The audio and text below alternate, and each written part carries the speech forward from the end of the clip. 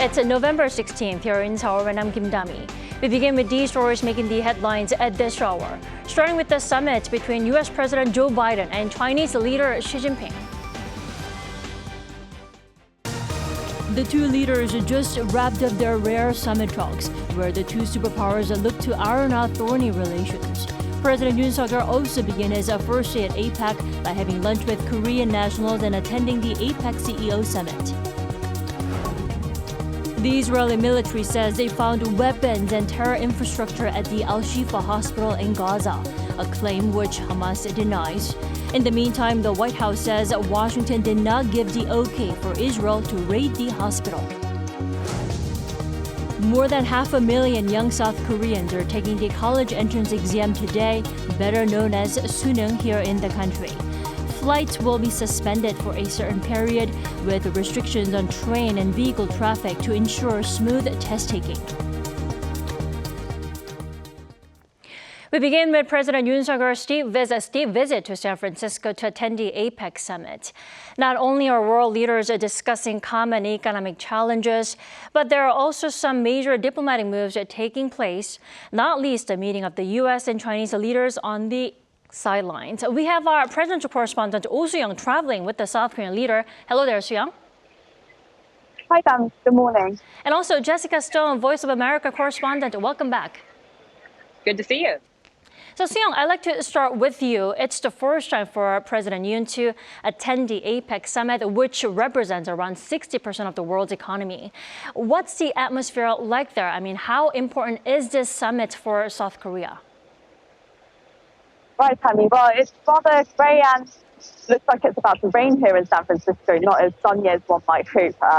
Hope the weather to be in California, but the city is very much buzzing with activity as it draws in an estimated 20,000 people from 21 economies for the high-profile summit. And for President Yoon, it's still day one. We touched down bright and early on Wednesday morning, and the president headed straight to a luncheon with Korean nationals in the city. He was then just in time for the APEC CEO Summit, where high-profile figures talk about the potential for collaboration and new ideas on building future sustainability, inclusion, resilience and innovation, four keywords that make up the theme of the summit this year. Now for South Korea, the significance, as we asked, the APEC Summit is significant in two ways. First, President Yoon is going to look to expand South Korea's contribution to the international community, not only by taking the lead in these discussions on the sort of policies and initiatives on overcoming various global challenges like climate change and disruption to society, but also by empowering the private sector by meeting with businesses, entrepreneurs, and young members of the young generation in the Korean community here. Now, through his bilateral meetings here in San Francisco, the president will emphasize that he would look to create an attractive investment environment so that companies can freely invest in South Korea and also create quality jobs there. So that would be the second way that the summit matters for South Koreans.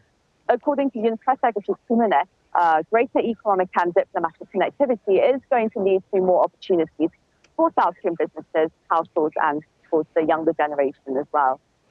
I see. As the host of the 2023 edition, then what about for Biden, Jessica? How is he looking to achieve through meetings and engagements throughout the week?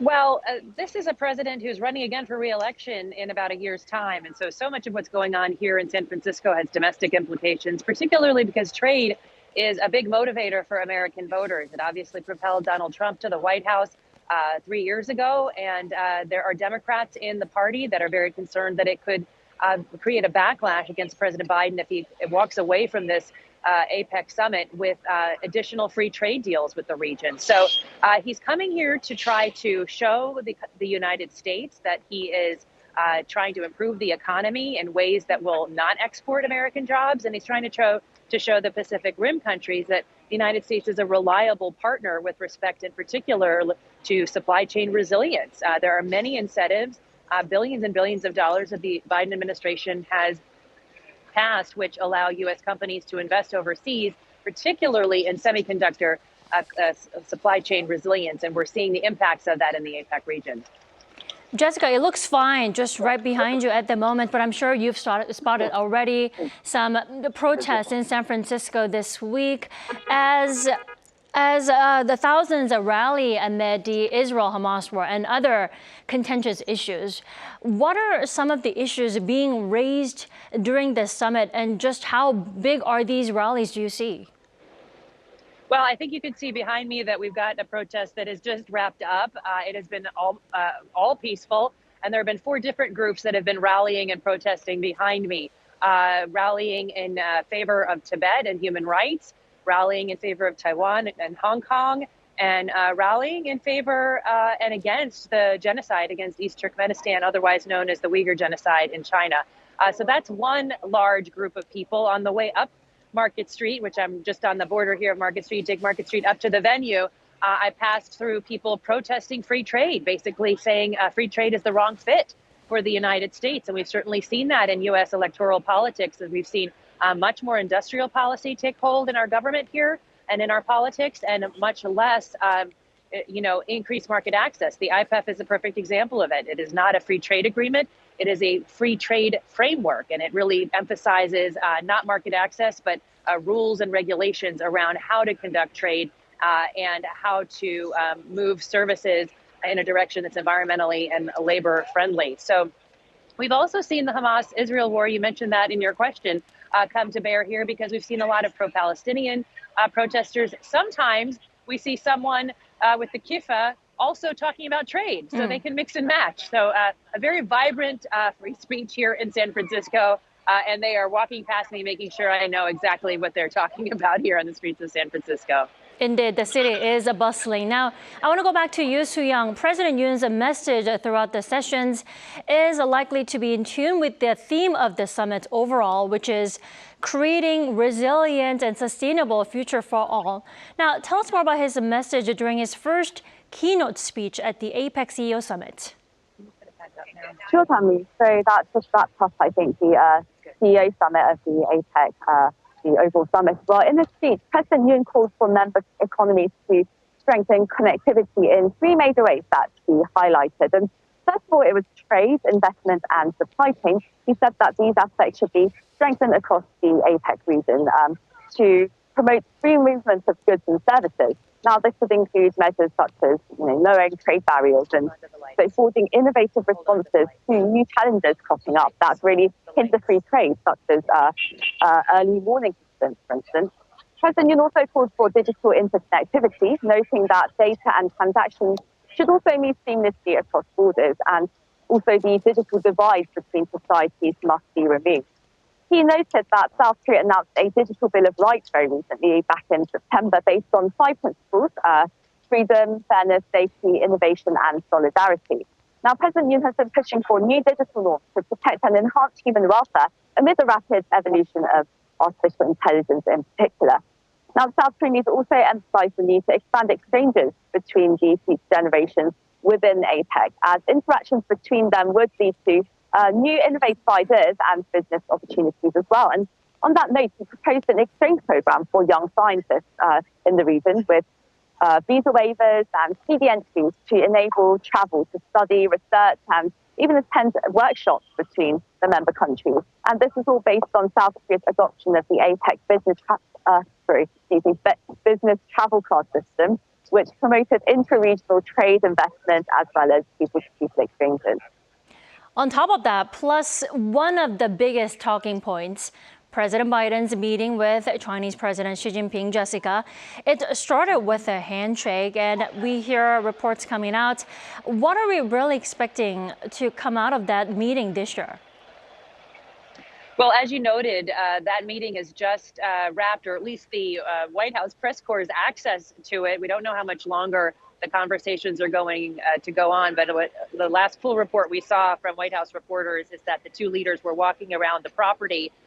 And as we've talked about, there's tremendous significance of the 2 tectonic plates meeting on that property. That doesn't necessarily tell us how this is going to end. We will have a press conference from President Biden in the next hour or so. in which we'll get more of the flavor between the two leaders. But going into the meeting, I would say both of the leaders drew some contrast in terms of their position. At the same time, trying to say we will try to come together on what we can. President Biden noting that conversation is important, that our meetings have always been candid and useful, and that he values the conversation because he thinks it's paramount that there be understanding and that the two countries not veer into conflict, but manage it responsibly. President Xi, in his opening remarks ahead of the bilateral meetings that took place this afternoon, talked about the long history of China-U.S. relations not always being smooth sailing, and saying that it has kept moving forward over the years and that major country competition is not the prevailing trend. That said, it very much belies the fact that these two countries have a lot of differences, and those differences have widened in the last a few years or so, and particularly when it comes to trade, when it comes to national security. We think that the logical outcomes will be some type of military to military communication, reopening between the two countries, possibly an announcement around artificial intelligence and agreeing not to use it in nuclear weapons development, which of course would have tremendous implications also for the role that Russia is playing in North Korea and the way Russia and China interact. And then potentially a fentanyl agreement. We've seen these before where China agrees not to send the precursors to fentanyl, which is a highly addictive drug that has killed thousands of Americans, to the southern border. We'll see if there's some forward momentum on that agreement. That would have tremendous domestic implications for President Biden, and particularly places around the country that hasn't necessarily voted for a Democrat in the last 4 years or so. Definitely. Resumption of communications in general for the two countries would be a big step. Now, that leads to my last question for Suneung. Now that the Biden-Xi summit has taken place over there, can we expect face-to-face talks between President Yoon and Xi? What do you think? Right, well, that's been nothing confirmed yet by South Korea's presidential office, of course, but there certainly has been a lot of speculation surrounding this possible meeting between Presidents Yoon and Xi, as you said, especially with Japanese Prime Minister Fumio Kishida expected to sit down with the Chinese leader as well, following Xi's meeting with US President Joe Biden.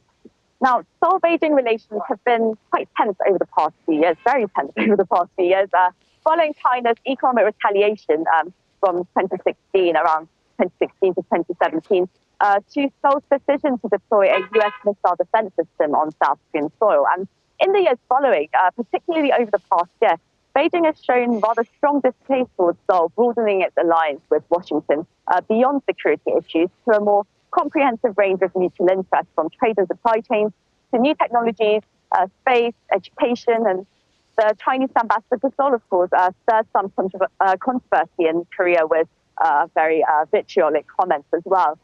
At the same time, the two countries are still deeply intertwined, with China being South Korea's largest trading partner. And Beijing also used Seoul for its semiconductor technology and other high-tech industries.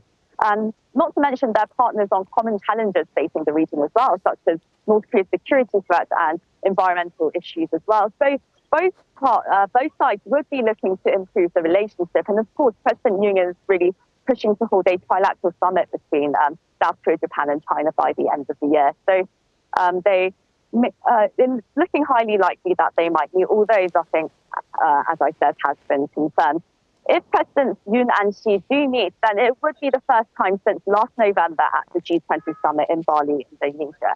Now, President Yoon is also expected to meet with Prime Minister Kishida as well to hold a separate bilateral summit on Thursday, that's according to Japanese press. And this would be before they jointly deliver a lecture to students at Stanford University on Friday. A packed schedule for you and President Yoon. All right, Suneung, do keep us posted. And also, Jessica, thanks so much for the coverage. Pleasure to be with you. Thank you. Moving on, the Israeli military says they found a Hamas commander center, weapons and combat gear at the Al-Shifa hospital.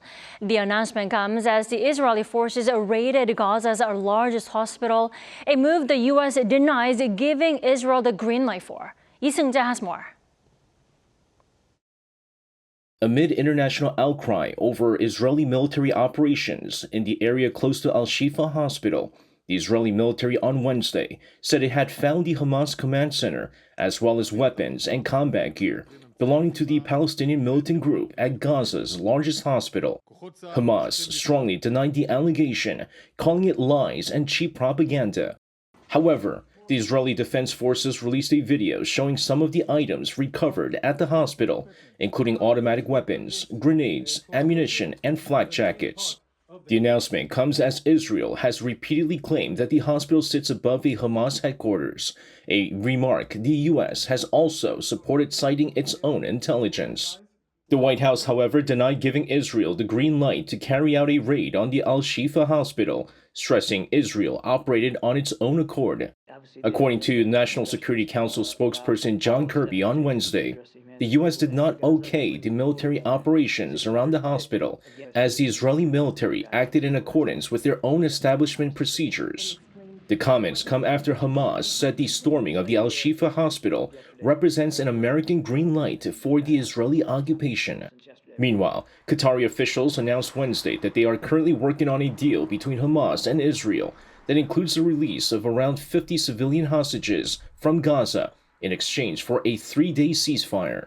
The deal, which is currently being coordinated with the U.S., could potentially see Israel release some Palestinian women and children from Israeli jails, while increasing the number of humanitarian aid allowed into Gaza.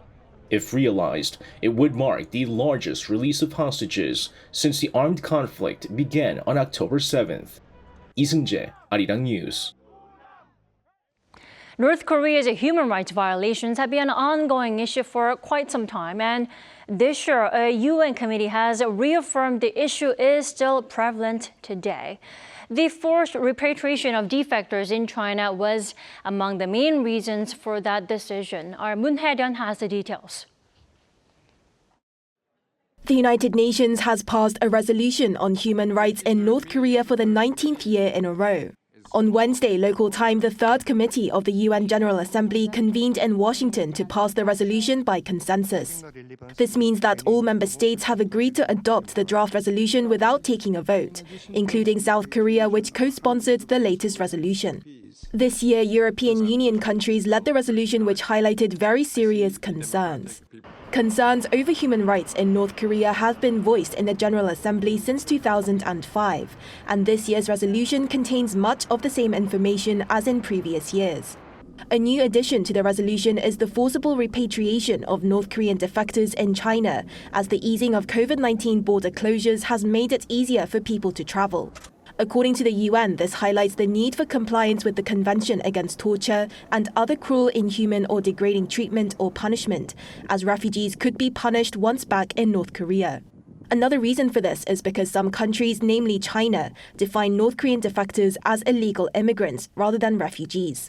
This means that they are not protected by laws that ban forced repatriation.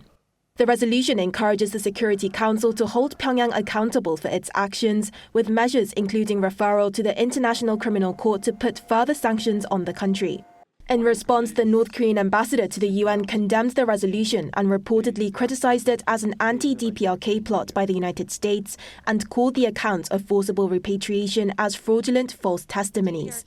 Other than forced repatriation, the resolution contained concerns over North Korea's development of nuclear weapons through violations of human rights such as forced labor, as well as the issue of South Korean prisoners of war and detainees. Moon Hae-ryun, Arirang News.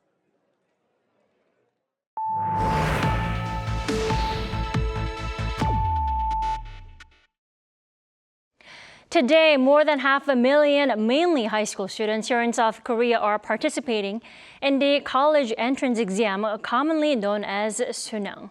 Now, the entire country is dedicated to ensuring a smooth and supportive environment for the test takers on this significant day. Our Choi Soo-hyung is standing at one of the testing sites. So, Soo-hyung, I believe the test has begun now, right? Yes, right. Hello, good morning, Dami. I'm finally the college entrance exam. Suneung in South Korea has just started. I am right now in front of Seoul High School in capital's Seoul district, one of around 1,300 test centers nationwide. The faces of the students are filled with solemn determination and bravery. Though the weather isn't extremely cold and there is a light drizzle right now, the test locations opened at 6:40 a.m. and the Suneung began at 8:40 a.m. around 20 minutes ago, with students currently taking the first test, Korean language. Normally, the whole exam lasts about 8 hours, but depending on the number of elective subjects, some students can end up taking the Suneung for more than 9 hours. Parents dropped their kids off at the school gate and wish them good luck, and they don't leave the gate for a long time. Right, and I can't stress enough how South Korea is well known for, doing all it can to support the test takers. There'll be disruptions to flights again this year, right? Yes, that's right. In Korea, where there's a strong desire to attend the top universities, the Suneung Day is a nation event. During the English listening test, which will take place from 1:05 p.m. to 1:40 p.m., flights will be suspended and there will be restrictions on train and vehicle traffic. This year, a total of 504,588 students are taking the Suneung, about 3,500 fewer than last year. Of course, 31.7% are retaking the exam, marking the highest proportion of retakes in 28 years. This year, it is expected that the college entrance exam will be easier, as directed by President Yoon, with difficult questions, the so-called killer questions, being excluded. This is partly driving the high number of retakes, as it's the trend of wanting to go to medical school as well. Right, Suneung, I do have to add that considering this gloomy, rainy weather, apparently the listening section of the test will be replayed in case of a thunder, so that's another interesting to note. And this year, test takers infected with coronavirus will take the exam in the same room as non-infected people, correct? Yeah, that's right. This year marks the fourth Suneung Day since the outbreak of COVID-19, but due to the relax of quarantine measures, even people to have confirmed COVID-19 can wear masks and take the exam in the same testing room as other students. However, infected individuals must wear masks and they are recommended to eat lunch in a separate location. After the Korean test, the Suneung, like a marathon, will continue with math, English and elective subjects, concluding at 5:45 p.m. The whole nation is supporting the students with one heart and one mind. That's all I have for now. Back to you, Dami. Definitely. All right, thank you, Soo-hyung, for that report.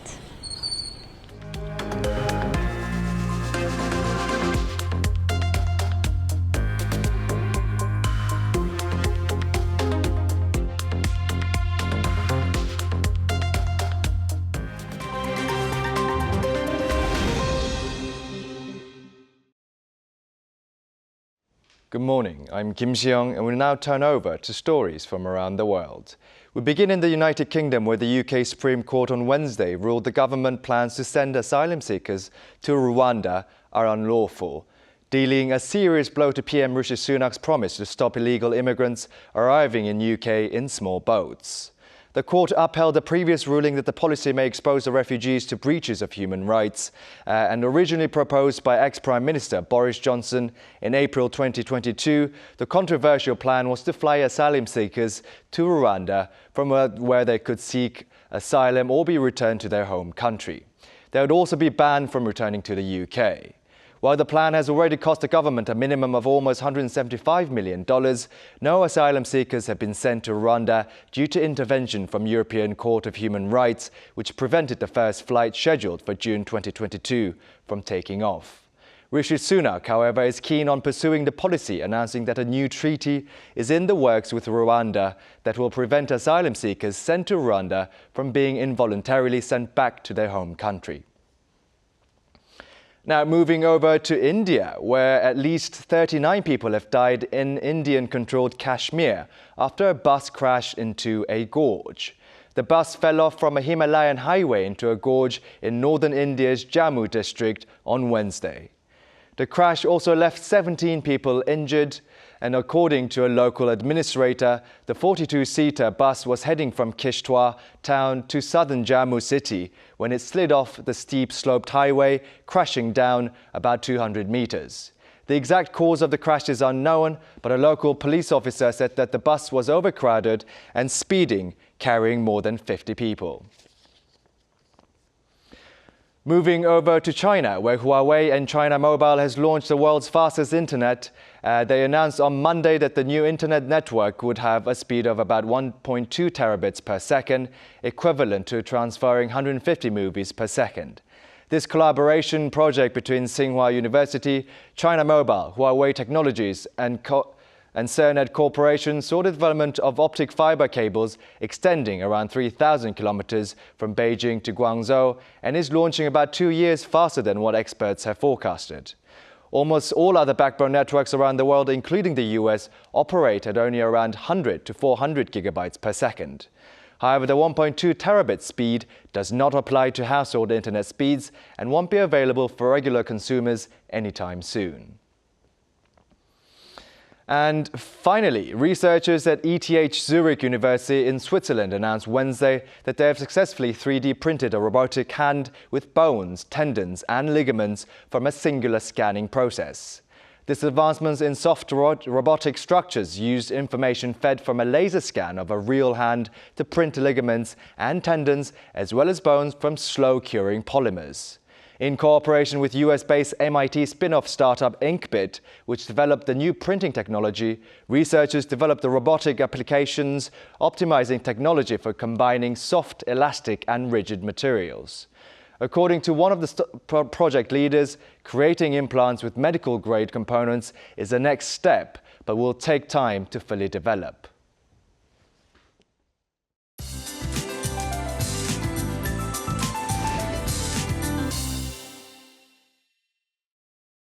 Good morning. It's the big day for test takers. The weather wouldn't have been much of a problem on the way to the test site this morning, but rain that's approaching the Korean peninsula will add a chill to the air. The thermometer right now is saying the mercury is a few degrees higher than the same time yesterday. But afternoon temperatures will not go up much from today's morning lows, so please stay bundled. I mean, yesterday's daily highs felt so much more comfortable, but we won't have those temperatures until Sunday afternoon. Murky skies with 5 to 30 millimeters of rain in the forecast nationwide, and highs will be 2 to 5 degrees lower this afternoon. That's Korea for you, and here's a look at the international weather conditions.